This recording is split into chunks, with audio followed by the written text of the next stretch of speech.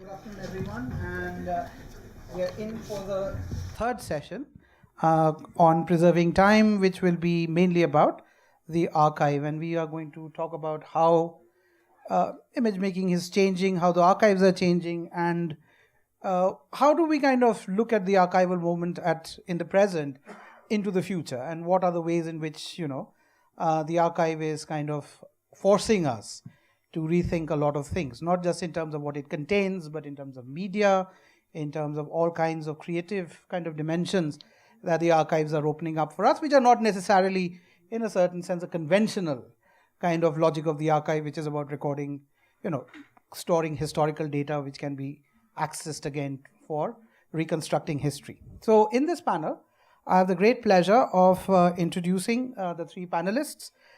First to go would be Rishi Singhal. And I'll give very short introductions.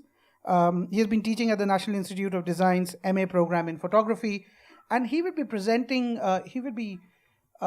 Presenting to you an absolutely mind-boggling range of material that actually students have been working with in terms of photographic albums, in terms of photographic archives, as dissertation projects. And these are numerous in numbers and also the kind of range of material that they've worked on. It's absolutely fascinating. And the other thing that he's going to talk about is equally fascinating is the NID photographic archive about its own institutional history. So that's what Rishi is going to talk about. Anouck Durand, the second panelist, works basically with what she calls a photoroman novel, and she is a kind of a practitioner of that form of, in some senses, hard to classify, working with photography but with fiction. And her photographic stories have been acquired by public institutions such as the Musée Nicephore Niepce and Kandinsky Library. In this session, Anouck is going to present two of her Fotoroma works. One, which is a historical one on a certain friendship, which was in which she kind of creates this Fotoroma, which she has. It has been published recently in France. It's about when China had a huge say in how Albania's history was working. So it is a kind of Fotoroma created out of the photographic material, as well as all kinds of photographic material from magazines, private archives, and she's created a kind of narrative out of that. She's going to present that and a family game, which is the opposite end of it. If in the earlier kind of work she's looking at large public histories, here she's actually looking at a certain family's archives and the familial and the more intimate dimensions of the photographic collection and the Fotoroma that she is making out of that. Madhuja Mukherjee teaches film studies at Jadavpur University. She's a filmmaker, she's a curator, and amongst many other things. And what she's going to present are two sets of work, one to do with found footage, which is basically film publicity material, which actually cannot be attributed back to a film or anything of that kind. It's footage, it's often footage, which doesn't have any kind of, historical kind of annotative kind of possibilities. And the second thing that she's going to present is again out of publicity material about Sulochana, the first superstar of Bombay cinema, of Indian cinema, silent film actress in the 1920s, and she has created a graphic novel out of the publicity material that she gathered about Sulochana. So this is what the session is going to be about. In about 10 minutes or so, want to just put forward certain ideas about the archive and how I kind of look at the session in terms of preserving time. Now, it is a certain kind of spin that has been given, and I'd like to query it. So I'd like to start with my own research experience when I was doing my doctoral work at various record offices across the world. This was to do with early 20th century cinema in India, and I was basically working at the India Office Library and the Public Records Office in England, and at the various archives in India, like, say, for example, the National Film Archives here and the Maharashtra State Archives. Now, what I kind of noticed at that point in time is that there is a real kind of tension between the idea of a record office and an archive. So everybody would say, oh, you go to the archive and work there. And I say, no, not really. I work in a record office. Now, what's the difference between a record office and an archive? It's a simple one. When you are looking at the records, I'd say the colonial archives in any of the kind of, international state archives that there are, you certainly notice that it records time, but it doesn't record time in terms of an affective memory or memory that is of a certain time or so on and so forth. What it records is an event. When records are active, they are used towards an event. So if somebody is doing a kind of dossier on, say, the search for a nationalist, everything that is recorded in the record office is of a present value. It is to be reactivated in the present until, say, the nationalist is caught. So there is a sense of pastness, but it's a very active past that is being used. Similarly, if we go to that archive to kind of look at judgments which have been passed, in order to look at a judgment that's going to happen now, again, it's an active use of the record. It's a past, but it's a very active kind of use of the records. The passive part of the archives, and that I found fascinating, is actually the banal dimension of time, where the archives records every little thing that any official wrote down. And it is just banal documentation of office work on a day-to-day basis. And there, what I found was that actually at the end, when a process is finished, there's a sign-off, and time is actually erased. It is as if the sign-off on that line of documentation is that the officer will not have to look at it again. This has been resolved, and therefore time is erased after that. So therefore, the past, which was recorded in a very kind of classical understanding of what the archive is in terms of recording the past, is a very banal thing. What is active remains active in the present. Now, our sense of the archive, of recording the past, happens. So when I was doing my work, I realized it's only by killing the active nature of the data in the archive, when it is no longer responsible for a history in the present, that it becomes an archive that we can go back and reconstruct a past from. So you have to kill the active political dimension of data in a record office in order for it to become an archive for us, which we can go back to. Now that's a fascinating thing that, so therefore, what I want to point out is that records, collections, and archives have various meanings depending on how things are done. Now let me just come down to the idea of how we are looking at the archive in terms of a documentation of time, preserving it for histories to write, and so on and so forth.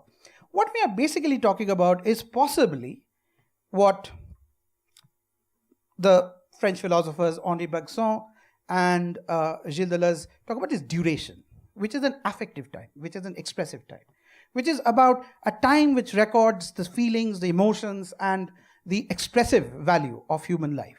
And that is what is actually being kind of recorded in time. There is one dimension of time which Deleuze talks about, which is the passive synthesis, which is the passive synthesis of time, which is banal time, which is, in one of the presentations we saw the placards, the Tamilian political placards. They are hard to archive in terms of historical sense, precisely because they are so everyday and in a certain sense extremely kind of, or the memes or the new media kind of stuff that we were talking about in archiving, that is in a certain sense related to the passive synthesis of time, the first synthesis of time that Deleuze talks about. But Deleuze then says that Bergson's idea of the duration doesn't suffice, because there is a third dimension of time that has to be added, and this is the time of revelation, or the time of the event, or the time with a capital T, which is a singular act, which is a singular moment, where everything is revealed, the truth of history is revealed, by an avant-garde act, an intervention into reality. So there are the three syntheses of time that Deleuze talks about: time with a small t, duration, and then time with a big T, which is just a moment. And the archive, the colonial archive, is actually interested in the third thing, the event, the revelation of the truth, who murdered whom, who did what, and so on and so forth. So in that sense, when we are talking about the archive, we'll have to be aware of the three syntheses of time that Deleuze is talking about, and all the other kinds of, issues that we face when we are dealing with time with records. In a certain sense, what fascinates me is that, the work of Bergson was happening around the same time when Proust was writing his magnum opus, Remembrance of the Things Past, and the role of photography that comes around these kinds of works. And there's a thinking about photography as a time-based medium, and that's why I think when we talk about an archive about photography, time preserved becomes a certain kind of given. But I would like you to kind of think about the fact that time is optional. We can acknowledge it, that it exists, or it doesn't. It can exist in various forms, in various kinds of durations, in various shapes and forms. It can be voluminous, it can be thin, it can be thick, it can have various textures, and so on and so forth. Time at the end of the day is an optional thing, right from the moment of its existence to the various forms in which we can look at. Moreover, intuitive photography can happen without an understanding of all the theorizations of time. Somebody can just intuitively do things without thinking it through the medium of time. Nobody needs to think about photography as a time-based medium in order to practice photography. You can be an intuitive photographer. There is no need for that. So, therefore, when we are talking about time, we need to talk about time against all these kinds of various definitions. First, the various definitions of time, and the fact that time is optional. Time can be acknowledged or not. It is a discursive, therefore, it's a construct. The moment we enter into a thing called time, we cannot say that, oh, it's a natural thing that exists. What disturbs me about the archival effect, and something that disturbed Jacques Derrida as well, that it sometimes can become an endless exercise, something that Hemant was also pointing out towards, where it becomes natural. We think that this is about preserving time, and we are preserving time, and we can get all these histories out. Now, the last thing that I want to talk about is that a little bit about the way in which these presentations will go. So when we look at these presentations, there are all kinds of time that we are looking at. What is Rishi's work? The manner in which he will present it will be in that of accessing a past history through documentation and archiving of photographs, which is the logic of duration, which can be either historical or banal. Anouck, on the other hand, will present us material which are both. On the one hand, it will be this extraordinary avant-garde time of revolution. Her own work will, in some senses, have an avant-garde kind of feel to it, the way she does a photoroman. The second photoroman that she'll produce is again that of accessing time, memory, and so on and so forth. What I find fascinating most is Madhuja's first case, that of the photograph which doesn't have any attributable historical value. Now, what is time there? Either the time is fractured, it's diabolical, it's distorted, and I call it the time of sorcery. It's time of sorcery, it's a time of magic, which doesn't have, it can shapeshift, it can become anything, and that is another form of time that we need to think about. That time can be magical. Magical precisely because you don't know what it is about. It can do anything at that point in time. And Madhuja's work, in a certain sense, forces us to ask about that dimension of time, which is magical. What I find in Madhuja's, that bit of work, is that ulterior kind of logic of modernity, which was very interesting. There was a promise. There was a promise that we could be modern precisely because we wouldn't have identities. We could disappear and have adventures in the world. We wouldn't be tied down to one place. And we know that the 19th century is full of novels where there's this fantasy of disappearing from society and becoming an adventurer in the world. Sometimes when I look at Madhuja's, that bit that she's going to present, I see the glimpse of that history. Nobody knows who I am, but there's a photograph of me. Nobody can say what my name was, but I am there in history. And that is a certain redemption value which was there in photography itself. Because if Proust says that things come into existence when we name it, then photography was precisely the promise that we don't have to be named. Our faces, our bodies will be enough to tell us that we are what we are. We wouldn't need attributes. It would be the most substantial way of knowing ourselves without social attribution of names and so on and so forth. That was the great redemptive value of photography. It gave us a chance to be just us in a certain sense. And in that sense, I am beginning to think about the archive as there can be history, there can be the avant-garde moment, which is just a gesture or a design or a certain form, or there could be this magical moment where we become just a face. And then in the future, what will happen is people will have to just deal with this face and what it can do and what it does to us, without the need to attribute history and so on and so forth. And what I've been trying to point out is that every archive, let us think about Derrida. He talks about the archive, but he's also the philosopher who talks most about forgetting. So in a certain sense, if there's a pedagogical use for the archives, we have to start with all the historical battles that have to be fought on the evidentiary level, but moving towards that utopian dimension where we are just left as a face.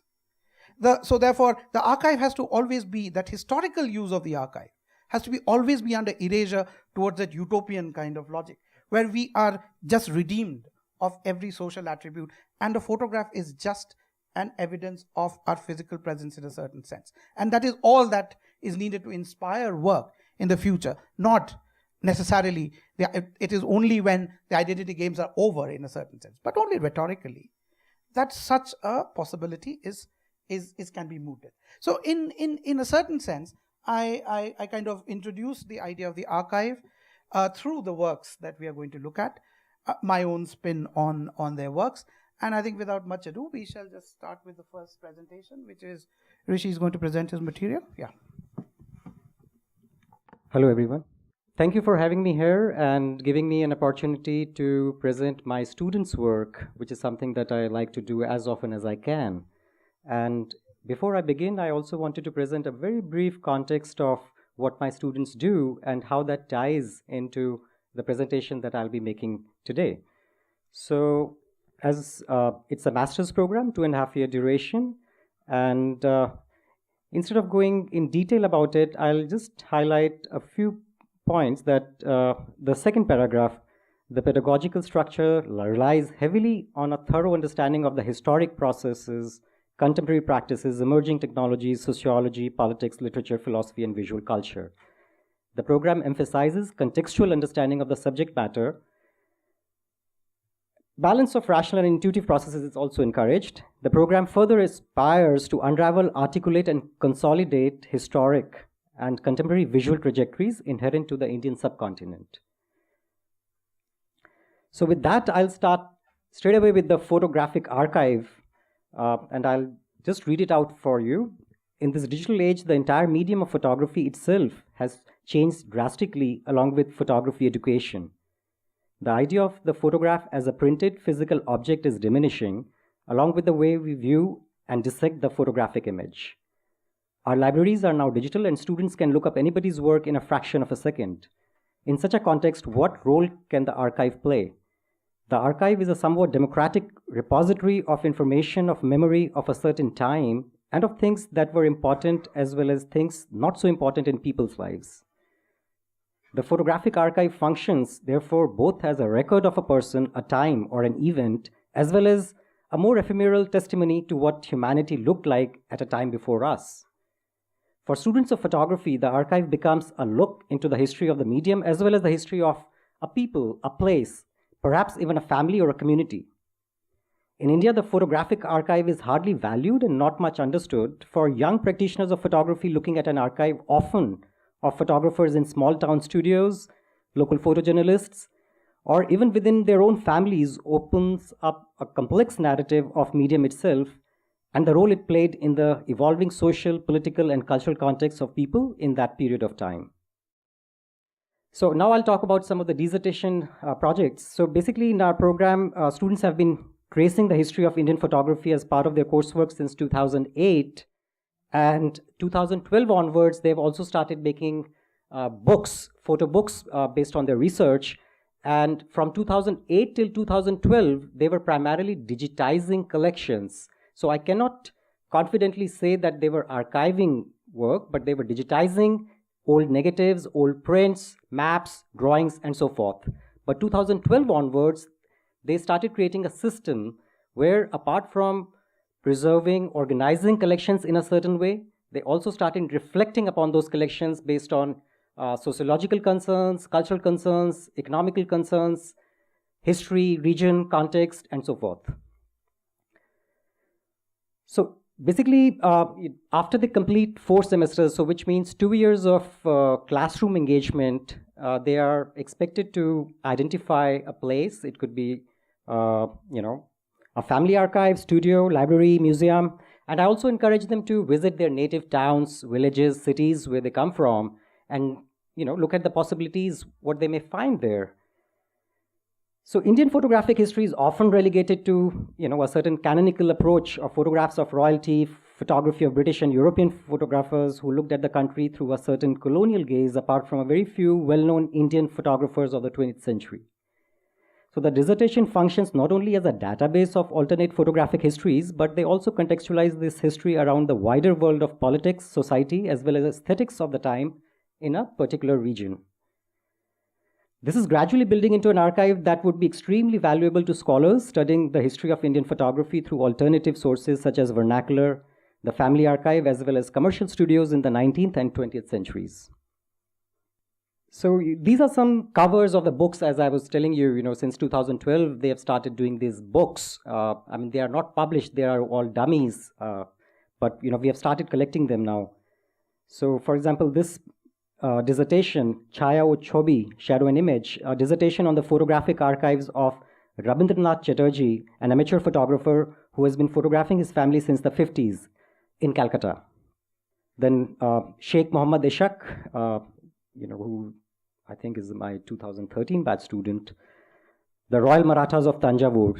And so it's a study of the archives of the royal family of Tanjavur from the late 19th to the early 20th century. A dissertation on the personal photographic archives of K. Ramakrishnan Nambiar in Kerala by Nidhin Raj.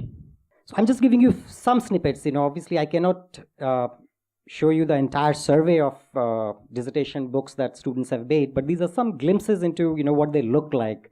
And in fact, I'm carrying some of these books with me today, so maybe later, if there is an opportunity, we can put them in the gallery space downstairs if you want to look at them. So history of photography in Jammu and Kashmir, and I remember this project, and this was just before the floods had hit Jammu and Kashmir 2 years ago, and unfortunately, all of that was lost after my student Amit Chahalia was able to create this book, and he was able to digitize most of this collection at the photography studio where he worked at. First photographer of Dapoli, small town in Maharashtra.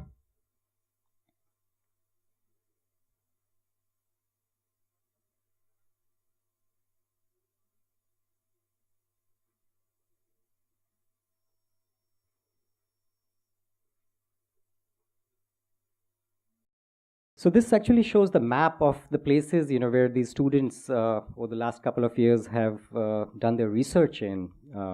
So we have these collections with us from all these places in India. And last year we did a small show on campus where we exhibited these books. And now I'm moving on to students' graduation projects, which are, like diploma projects, the final project. So after they are submitted their dissertation, they are expected to propose an independent research and practice-based project, and some of them choose working on archives or historic collections or private collections as part of their final expectation, which is the graduation project.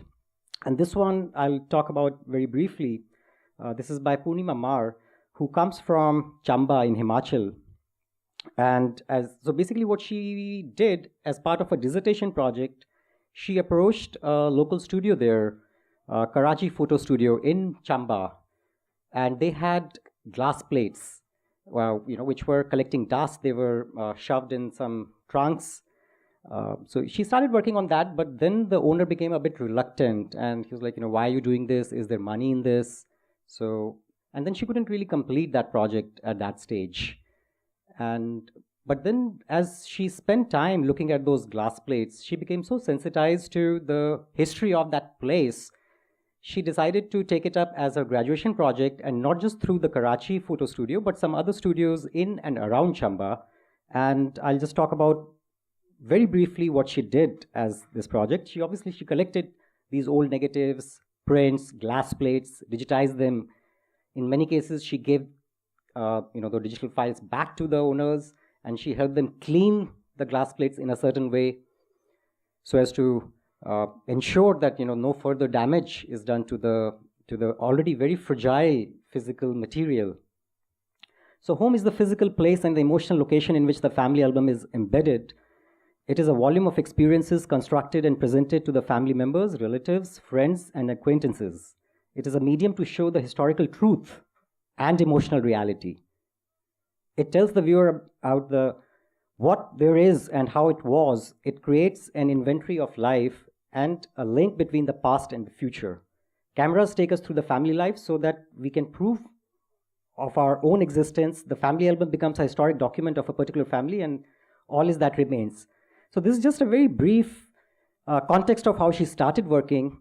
But this slide will show you something which I find very fascinating, because here on the left side is an image that she found in one of the studios, which she digitized and archived, and on the right is an image that she made earlier this year, which was influenced by looking at these old glass plate. I'm sorry, that's not a glass plate, this was a negative. So also what she did, as she started looking at these old photographs, she would make cheap prints, and she would meet some people through the owners, and in many cases it so happened that the old studios have folded up, and the grandson or the great-grandson are not doing that business anymore. But they still, in some cases, have records of when those photographs were taken or which family that could have been. So she's tried to trace the families there. And so what we are seeing here is, on the left side, the two girls are related to the picture of the two girls on the right. So the picture on the left was made sometime in the 40s, and the one on the right is 2016.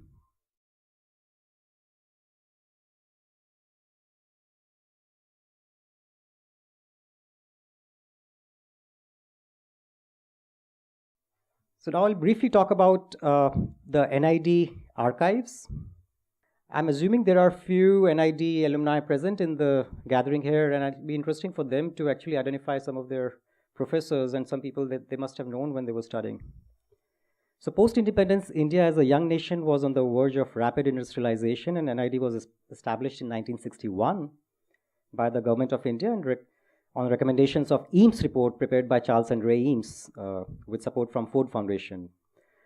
So since its inception, NID has attracted many influential design teachers from all over the world. NID over the years has also produced landmark design solutions, interventions, products, exhibitions, community outreach programs, public and institutional collaborations. Now there are innumerous live examples in the nation and elsewhere of NID's approaches, and all of this documentation, all of this material for many years was just lying unused and not in a very good condition, because we were able to actually retrieve a lot of stuff from under old water tanks, discarded library spaces, somebody's storehouse. And we started realizing, and we actually started working on this project like after we got some grant approved from NID administration last year, sometime in May 2015.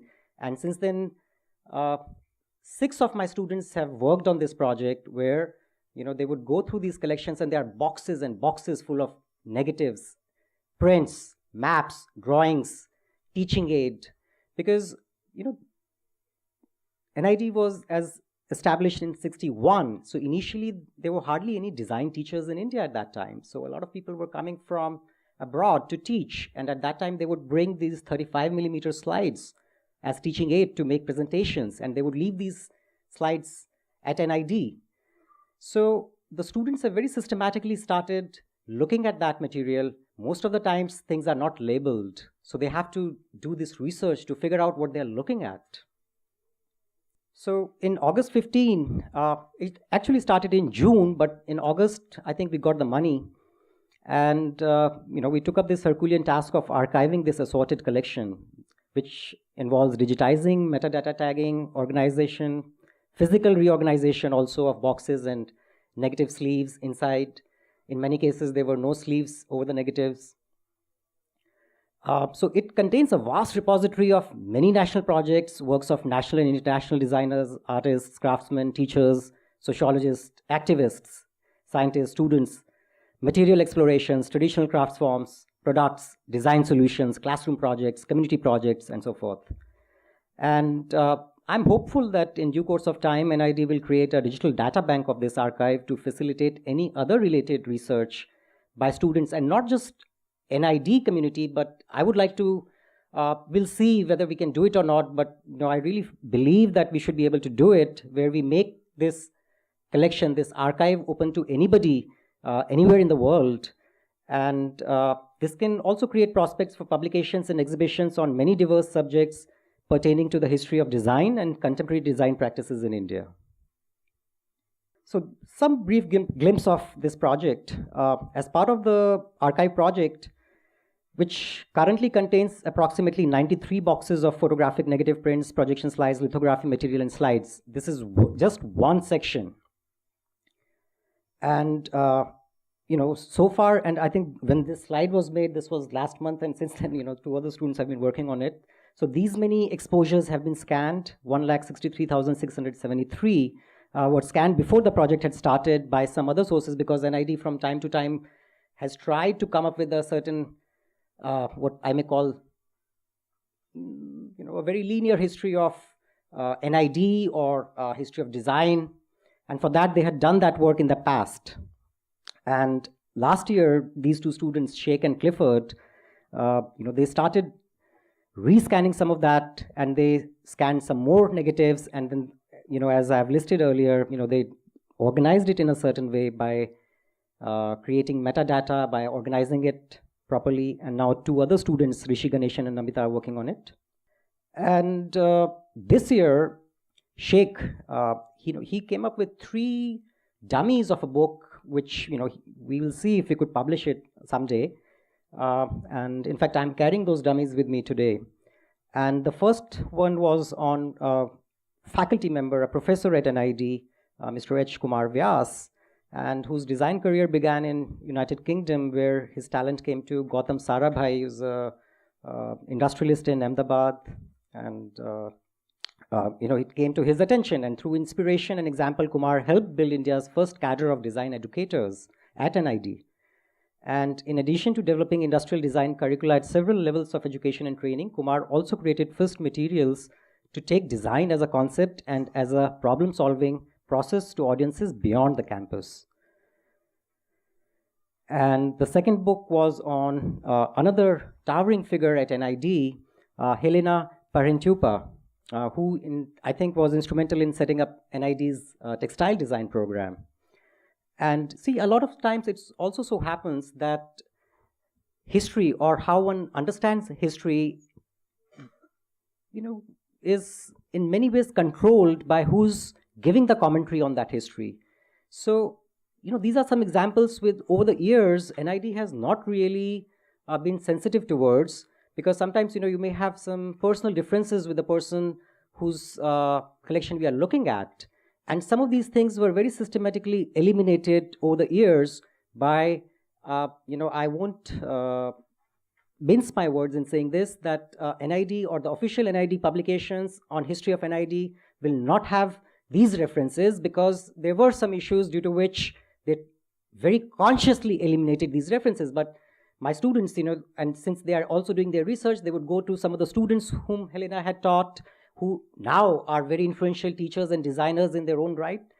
So Helena Parentupa, a legend today, whenever, and she's in Finland now, living in a hospice. Wherever Indian craft and textile design are valued and understood, came to NID from her native Finland. Helena's incredible capacities as a teacher and mentor would build some of the greatest names in contemporary Indian design through the quality of her service to the Institute and to India's textile sectors. In fact, she was able to influence her students in a certain way, who later became these very, very influential teachers and researchers. And in fact, some of them have done fantastic, job in, things like, for example, I can think of a Northeast project, which is still ongoing, in which NID is working on the craft forms in the Northeast states of India. MP Ranjan was Kumar Vyas's student, one of the first to come to NID as a guinea pig in its experiment of learning by doing. And under Kumar's guidance, he was to emerge as one of NID's most profoundly influential educators and design advocates. Involvement with cane and bamboo became Ranjan's obsession throughout his NID career, inspiring major projects and establishment of important institutions in the Northeast that awakened awareness of India's artisanal advantages in global context. So, And we were able to dig out so much material, and at one point this material didn't make as much sense because all of this was happening before I was at NID, or even for my students also. But then, you start figuring out, you start creating a workflow of, who to contact, what kind of information that person is providing. And then these students also did video interviews, they did books of interviews, and I'll just read the concluding part, which is a systematic manner of cataloging the archive with the help of NID library is also keeping the easy accessibility, because accessibility is also extremely important. How do people access this archive? And of course, the dissemination. And then the last one, value and relevance, that, how the archive has so much information which is still untapped, and different people can bring different takes to it. So that also in a way somewhat relates to how it is somewhat alive. It's not dead, because it can be, you can cast a certain kind of eye on it, you can bring a certain perspective to it, and then it can grow from there and become informative, or in some ways influential in influencing your current state of understanding of the phenomena. Thank you so much. So the work I'm going to talk about is a book for the first part. And the book is called in French Amitié Éternelle, which in English would be Eternal Friendship. It was published in French 2 years ago. It's going to be published in the United States next year, so it will be available in India soon. The book is about a small country called Albania. I guess you know a lot about this country, but if you don't, it's not a big deal, because you can still understand the story. It deals with the political turmoil between the two countries, Albania and China. And here you have Mao Zedong, you know him, and you have Enver Hoxha, who was the leader of Albania. He was the leader from the communist country from 1944 to 1985, and then the communism was still there up to 91. In this picture, you see the painting was made from a picture in real life. I mean, in the picture, in the photograph, and Hoxha is way taller than Mao. But here, if you draw a line, you'll see they are perfectly equal. In 1979, the relationship between the two, I'll come back here, between the two countries was broken. And in Albania, it means that all the old friends who now were enemies had to disappear from the archive. And to disappear means everything has to burn or to be thrown away. So of course this picture doesn't exist really, because I don't have the picture, so I reburned it myself to show how it was burned before. But let's go back here. So here you have Enver Hoxha, as I said, from a magazine, from a propaganda magazine. This one is called Uli. Uli in English is a star, little star, the red star as you want. And this kind of magazine, you can find them in any library in Albania. And also, up to 5 years ago, it was very easy to buy in the street, because they were collectible for foreign people like me, and this is the nostalgia, like the nostalgia of the East, and people will buy that for very cheap. But now it's much more collectible and very expensive. In this picture here, you'll see Enver Hoxha. I guess you can recognize where he is. But my character here is my main character in the book. That's not this one. The one I want to talk about are the one on the far front, the photographers. Here you have 3 of them, and let's see. So let's go back to the cover of the book. Here, one of the characters, this one, is called Refik Veseli. Refik Veseli is the hero of the book here. There is no arrow on the book, just for you, okay? Okay, each time you see that, just for you, okay. And so you have here and 2 other photographs. The other one is called Ploratsuro, and the woman is Katyusha Kumi. And I have to tell you a bit of the story for you to understand how the book is made. Because when I told you I burned the picture from Mao, this photograph that was sent in China for a trip. The trip was in 1970. It was a delegation of photographers who had to be teach photography by Chinese photographers. obviously, that's not what happened there. It was just about foreign policy. But they were supposed to be trained. The thing is, at one point, they had to meet Mao. And to meet Mao, they took a picture with him. But when they came back, 2 years later, they could not have the picture anymore shown. So the picture should not have existed.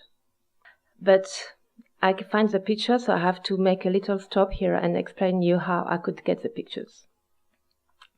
This guy, I couldn't meet him. When I was in Albania, I met his son in a photograph studio. When I met his son, he told me this story of the Albanian photographers going to China. I was very interested by the story, and I was thinking I would need to document that and find photographic archive. But he told me you won't find them, because in 1978, when China became our enemy, we were compelled to destroy everything. But there is a guy next to him. When I went and see this guy, Sulo, the other one, I thought I would hear the same story, but something different happened to him. In 1982, this guy was the old propaganda photographers from high level, very famous one at the time. This guy was sent to prison for 1 year because he had photographed a naked woman. She was an actress and she was consentant to do this, but somebody betrayed them and it was known he had shot a naked woman. Then he was sent to prison for bourgeois decadentism, but also use of photographic materials because he had used the camera and the film from the state. So he was 1 year in prison. And this, if you remember, that's just when he was supposed to destroy all the pictures from China. So when he was in prison, the government, the military came and they destroyed all his personal, all his work, because obviously he was not meant to be a propaganda photographer anymore and all the material has to be destroyed. But the Chinese album were part of his family photograph and they decided it would be private, no need to be destroyed. So I could find the material, the picture you see here, in the place because this guy was in prison and he didn't care to destroy it. He had too many other problems to take care of. So here I'll talk a little bit about the woman Katyusha. The woman, she was working as a very private laboratory woman working for the dictator Enver Hoxha. And she had a secret laboratory. And in this secret place, she would work for him and all of other high communist people. So, and she's a very nice person today. And of course, you could ask me, where is the archive? Why don't you show this to us? But the story is, when Enver Hoxha died, the military came and they took all the archive from his family and they put that in a cave, and the cave is trapped with explosive. So there is a very special map supposedly to go, but nobody knows how to find them. And it's like a treasure hunt in Albania, but I won't go there. I've decided not to. Here, you have this kind of picture, the color one. And here the material I used, this is the archive. And if you see back, this is what the archive becomes in the book. So the archive is a true manual from an Albanian photographer, also sent to China to learn about color photography. But here I make people believe that I use myself to make like this trichromia color photography. But if I explain that in a very simple way for you, in China there are a lot of people, in Albania there are very few. So in China they needed to do color photography for a very cheap price, whereas in Albania that was not the problem for propaganda. So in Albania, even if it was forbidden, they would use capitalist material such as Kodak. And they would keep the Kodak color. For this, all this kind of picture you see on the right, they are all factories, and factories had to be taken in color because it is the sign of modernity. And all the idea for this small country is to show to the face of the world and also to the inhabitants of the country that was a good choice to become communist because the country would become modern. So it needed color. But I let you notice here, in this picture here, you have the credit of the photographer, Refik Veseli, the one I'm working on, the hero of the story.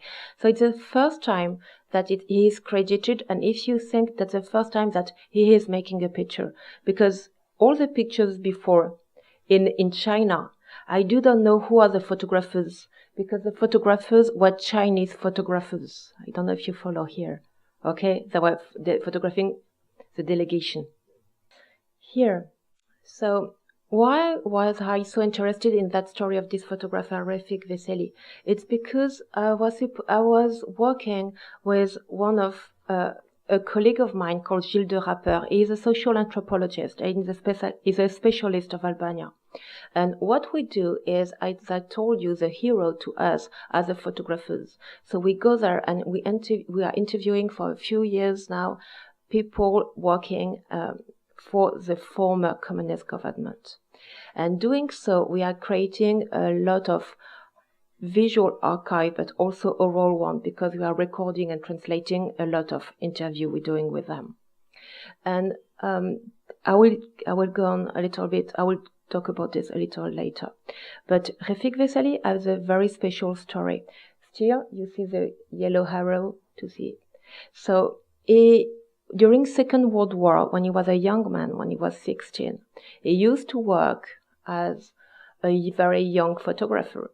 And there is another guy in the picture here who is called Moshe Mandil. Moshe Mandil was a Jew from Vojvodin, Yugoslavia, and during Second World War he fled from Yugoslavia to Albania. I will make you the story very short, but the archive here is the museum,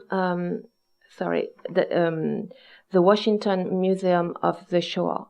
So these pictures here are very famous, in fact, because Moshe Mandil, as a Jew escaping from the Nazi Germany, as a photographer, he took a lot of pictures of this. And these pictures are very rare, and not many photographers documented this period of time. So this is from a museum. But to integrate that in the story, if you look at the album itself, the album is made from a true Albanian album.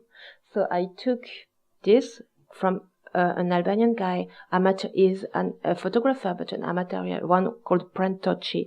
And he let me use his album. This is also from the Albanian photographer.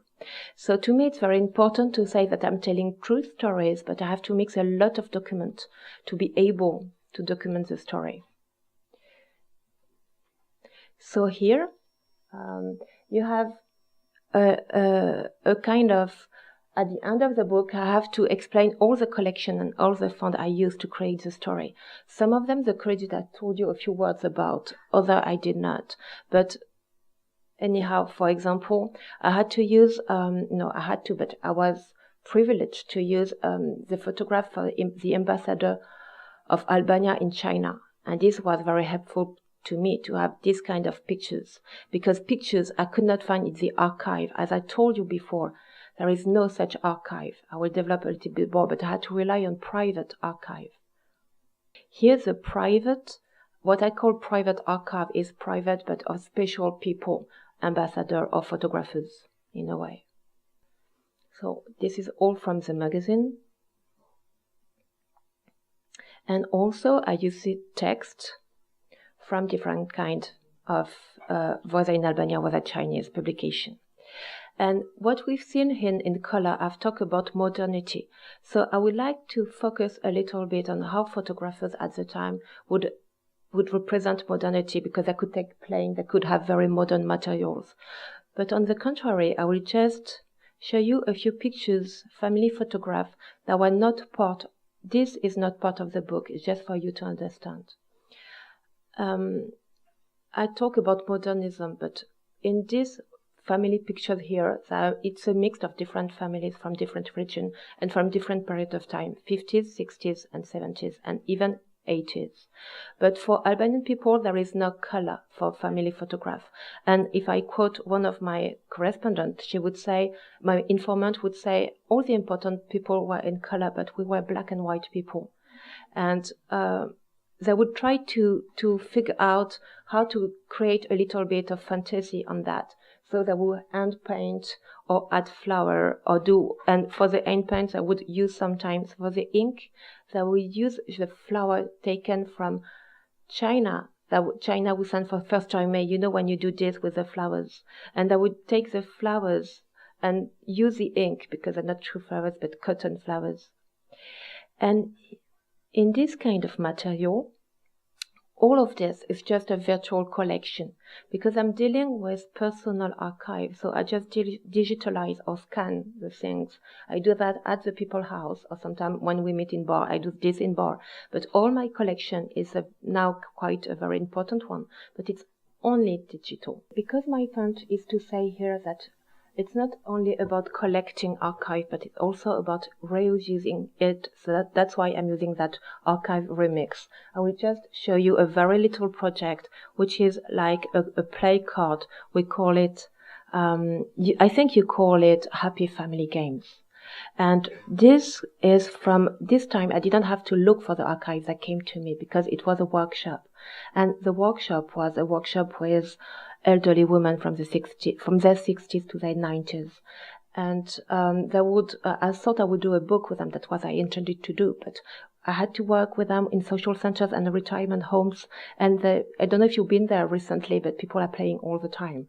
They have games and do that all the afternoon. So we decided we would do a game. And from the family pictures, here they are from family,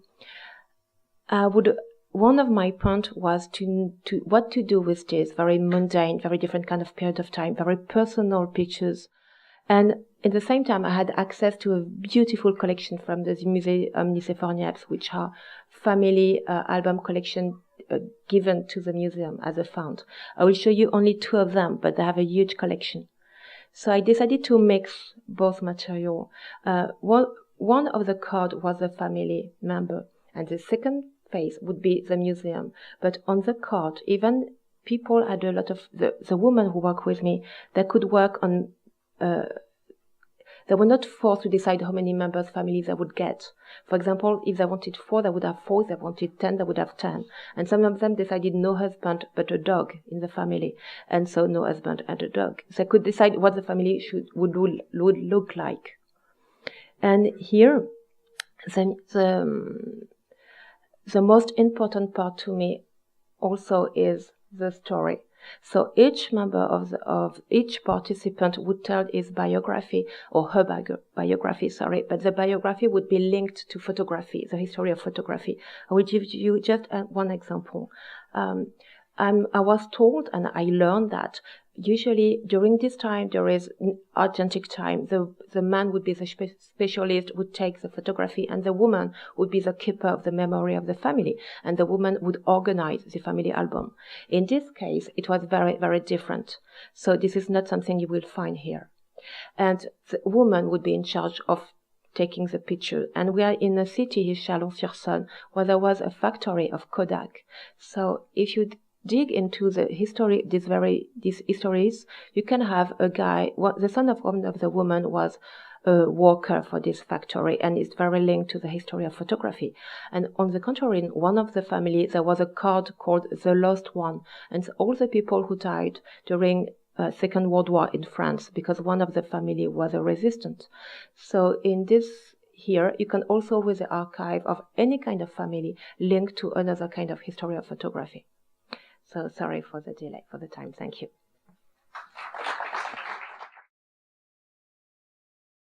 Thank you very much, the organizers, Kaushik especially. And I'm totally sort of distracted after Anouck's presentation. Thank you very much. So I would like to talk about 2 of my projects. As Kaushik mentioned, one is the series of installations that I did during 2011 and 2012. So basically, another category, so there was the question of publicity material and building a database, but the third was the question of technology and the materiality of the object, and the fourth became the spaces. So what became important is, the ways in which time was imprinted onto objects and spaces. So the project went on, And so there is this materiality of the object that I was pointing out, the tactile quality of the photographs generated by the silver halide emulsions imprinted on the glass, the strong, and particularly the strong shaft of light on a range of unknown faces, especially women. And there were also a series of really intimate and romantic poses of recognizable actors from unnamed or undone films. So what was slowly emerging to me, that after I had sort of submitted my report, as it were, that there lay on my table a huge amount of material, almost half of it, which could not be put into the database. So let's say something like this.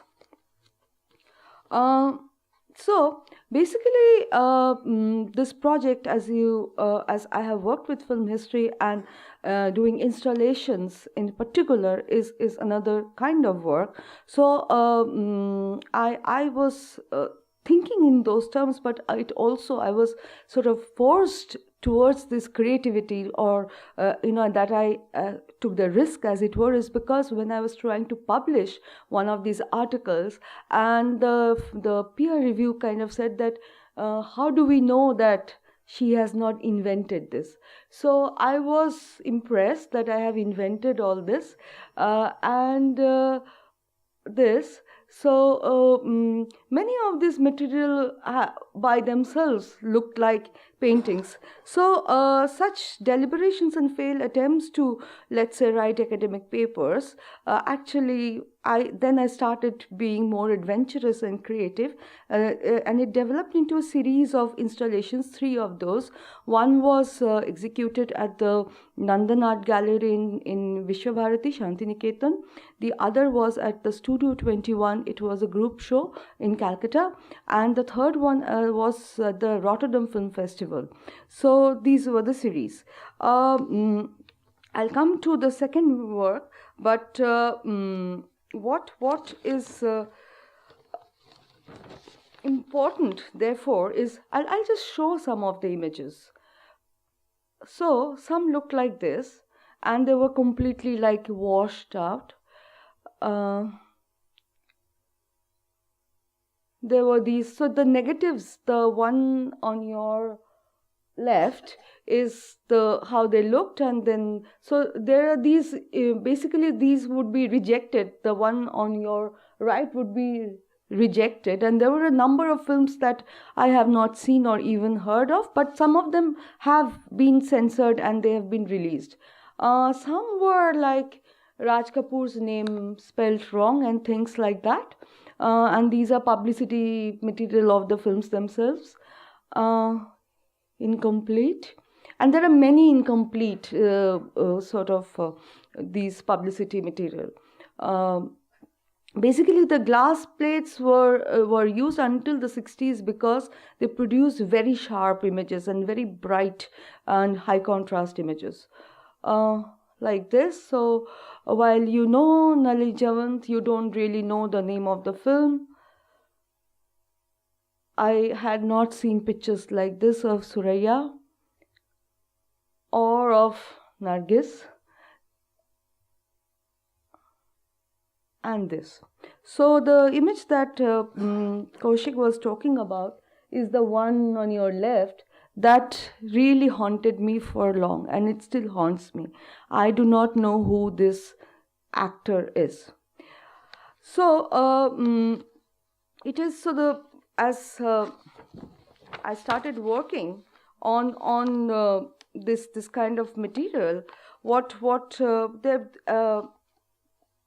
specifically working with this, as I had already catalogued, and I was involving, looking into many fields of work with this kind of material, especially, something that Pushpamala has done, and also in fact looking into the kind of work, filmmaker, somebody like the Iranian filmmaker Abbas Kiarostami has done. So there were other areas that I was looking into and studying, and there were many critical queries that I had to handle, in the sense that there are these issues of the film industry, issues of the history of technological transformation, as in wide glass plate negatives as late as 1960s, and also particularly the aesthetics of the publicity material, as well as the portraiture, the ways in which especially the women hold the pose, or these composites.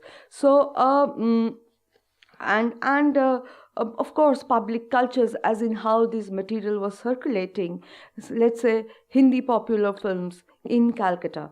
So these were not posters to be displayed on streets, but these are the one that were to be presented in the theater lobbies. So there was this one is this material, or the materiality of the object. The other is this time that seemed to be, I didn't really know what to do with it, but I didn't want it to slip away, as it were. Also, and the other thing is, so what I started trying to sort of imagine, and what clearly haunted me, as it were the dark room, as you sit there, the dark room, the light emanating from behind our backs, the stairways, the chandeliers, the mirrors on the stairways of the theaters. Those are the things that kept coming back to me.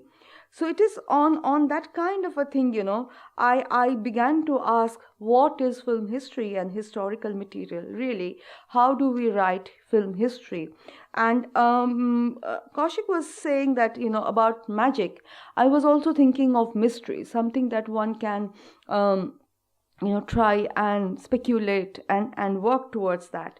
So the questions that I was asking, what does one do with this fragmented, misleading, incomplete, fragile material, which were, spurious, sometimes misleading, sometimes spurious. So the more important question, I think, and relevant in this context of archive, is that where does this unclaimed material go? What do I do with hundreds of this kind of exciting material, but with no name, with no film, no year, nothing attached to it? So it is on those lines when I started working that I was looking into many fields of studies, especially that of the new kind of art practices. And so something like, okay, these are the also incomplete but advertisements of, as you can see, of forthcoming films. So I did a series of videos, in fact 3 videos, and I had used these materials to put in my comments and things like that. So something like this emerged, and I'll come to that. So basically the idea of these installations, this one done at the Nandan Art Gallery in Vishwa Bharati Shanti Niketan, was to, create a set of media installations that attempted to produce an environment, an experiential kind of a world where the viewer is at the center of this kind of objects, which is playful, provocative, and an abstraction of the ways in which we remember cinema, partly haunting, partly forgotten. Forgetting is also, I guess, a very, very crucial part of this memory. So what was produced was these, I had taken prints and prepared these sort of LED lit boxes, and they were sort of hung from the center of this space. So what I was trying to evoke and sort of bring into these spaces was specifically intimate and private memories of specific spaces, having gone to a theater, that kind of memory. Also because, when films are shown in single theaters, in especially in the celluloid era, it is to vary a lot. Sometimes a song being taken out, sometimes the end part being taken out, and things like that. So basically, these were like this, hung at various kind of levels, and vertically and both horizontally, they were at different levels, and you had to walk through these material. So what I was trying to produce is a kind of a condition or the memory of viewing films and bringing these into art spaces, and by recreating and reframing these fragmentary images. So I was trying to sort of recontextualize images that were lost through many passages of time. We were trying to recreate this idea of cinema as a kind of a experiential thing, and also trying to thinking of, because I worked with film industry, so also looking into this various unnamed kind of people who were involved. There are a number of, especially of character actors who have acted in, let's say, hundreds of films, but they have been forgotten. So that is the kind of thing that I'm talking about. So this installation, the one that I'm showing now, this installation included multiple screen video projections, artworks, a vinyl print on the floor, a wall-to-wall mirror finish kind of acrylic, which created this kind of abstractions, celluloid strips, 5 minutes, okay, celluloid strips, drawings. I also brought in a found material, including a wooden door into this space.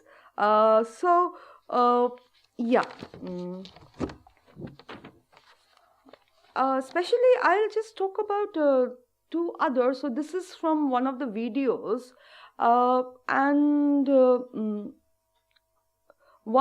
so this one, the last one, was actually presented at Studio 21 Kolkata, which was a group show, and in which the artists were performing with my work.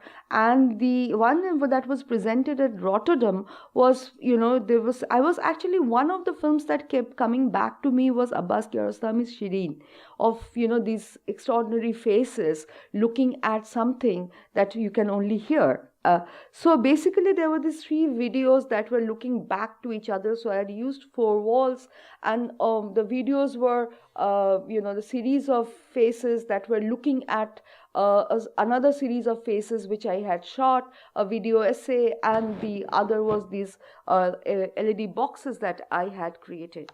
Briefly and quickly, the other project,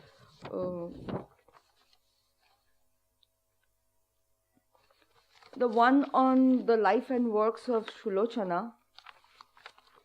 I had thought I had timed myself anyway. It's never like that. So in case of this, it was the other way. There were lots of writings on Sulochana. Kaushik himself has an article. There are other, articles in book, and there is a lot of material that is circulating.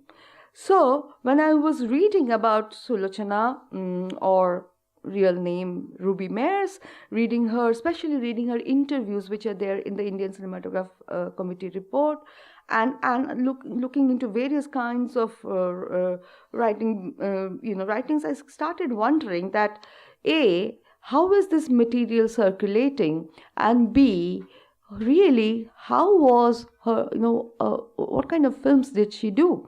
So in her second film, Cinema Ki Rani, Sulochana played the role of a film star.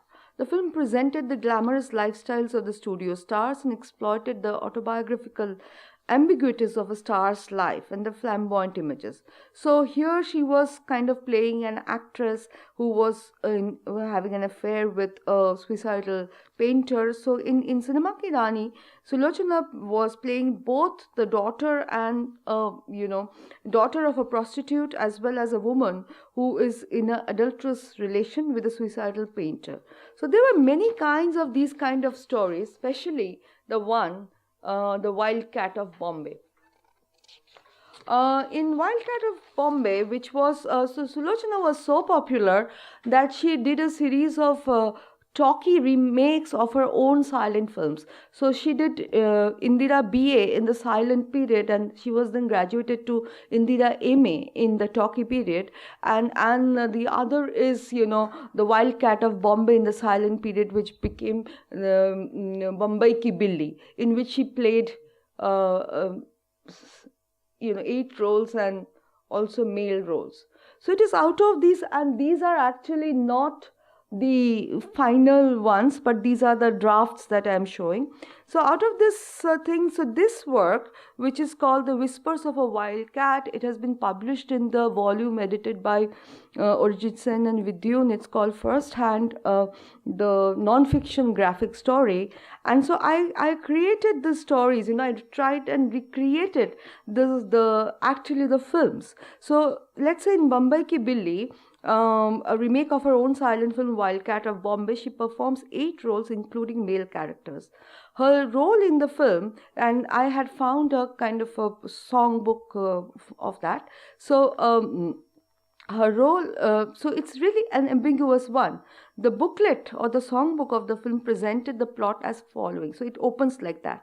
The Bombay is ringing with the daring adventures of a wildcat who had meanwhile sprung up in a den of robbers at the farthest outskirts of the town.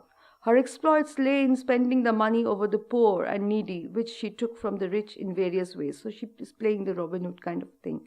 Whilst the police was puzzled, having failed repeatedly to get the cat, a smart officer, Suresh, name of a character, determined to arrest her, but his attempts proved futile for a long time.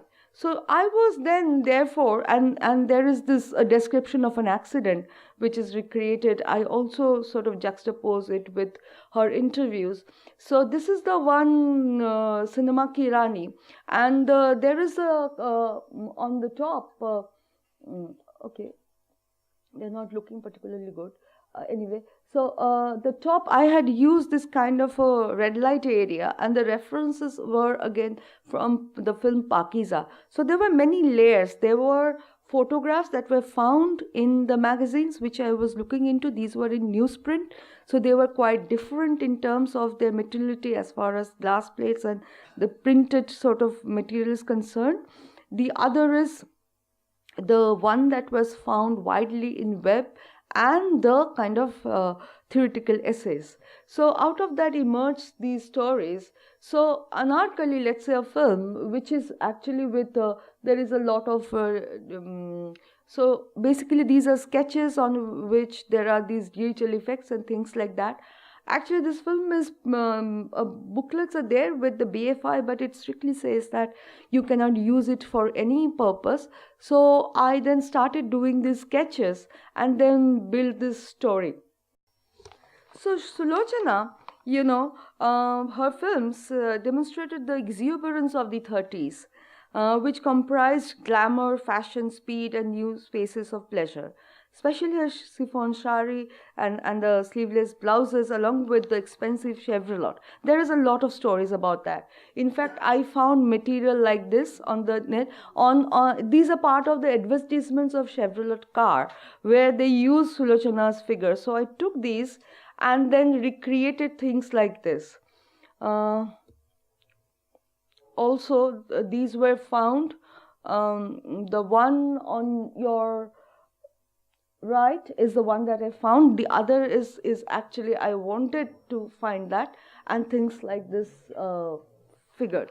So basically, it is then the other way to sort of, more speculative in the sense then try and reimagine the films in which she performed through the kind of material which is partly archival, partly found, and partly sketched.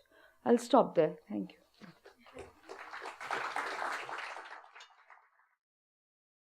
Okay, just to start things rolling. Rishi, in your work, I mean, do you notice a slight difference in the kinds of ways in which, even in the feel, in the manner in which, the NID institutional kind of framework archives itself, the people, and the other stuff that you're archiving, I mean, just in the attitude towards memory, history, how photography is done. Has it occurred to you to work in the various kind of textures that you get of photography and manner in which you think of history, different approaches? Sure. I think as it is, the magnitude of the collection that we are working on at NID is so vast. It creates these multitudes of subject matter, patterns, and also it's not the same person because these are student projects. But the collection is so vast that I simply cannot imagine one student or a set of students working on it in its entirety. Because from what my estimate is, that it'll take us another 3 years to just say that, okay, we have digitized everything. And I think, so the way this material is being organized for sharing, dissemination, or some kind of an expression that the student creates in terms of the book that they do, I think it can create, again, variables using the same material based on how the student is thinking, what kind of inputs they are bringing, what kind of understanding of history, and not just history, what kind of understanding of the zeitgeist they bring to the same material, and then treat it in a certain way.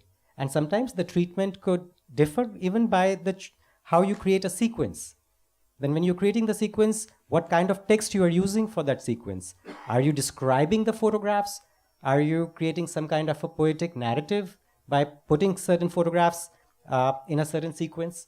So I think all these possibilities exist, and I think I'm perfectly fine and comfortable with these multiple narratives emerging out of the same material.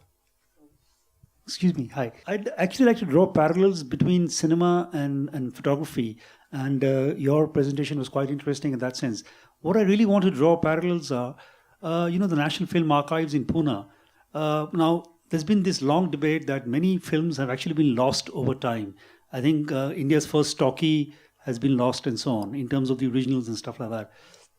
I'm just trying to see, because in all this debate that we're having about archiving and everything, especially in your case, were there any parallels that you could draw in how film is being preserved in India, and how whatever you found by way of stills and publicity material and everything, are there any parallels in the way that this kind of history is being preserved? Number one. And number two, in terms of the practice of both film and photography, I'm taking a totally sort of a flip side, which is more on how they're actually converging. Because today cameras, the same camera is a still camera and it's also a movie camera. It's a video camera as well. So in this context of digital and analog, how do you see this debate of preservation in terms of film and still? As I understand it, first is that these are different categories in terms of preservation, restoration, archive, private collection, database. So I was initially working to build a database. So it's a digital, access to this material. So after the archival project was over, it is this remnant, is this leftover that provoked this kind of art projects. So that is, let's say, like a secret side of an archivist in a way. So it is it's not necessarily comparable, because and that's what I was trying to say, that there was this excess that was there, which I one of the ways that I found to tackle is through art projects. And the installations therefore sort of recontextualize or gave a context to something that I thought was haunting. It's not like I have yet figured out who this actor was. But so it is. So these are different categories, and also there are tons of debates around this digital.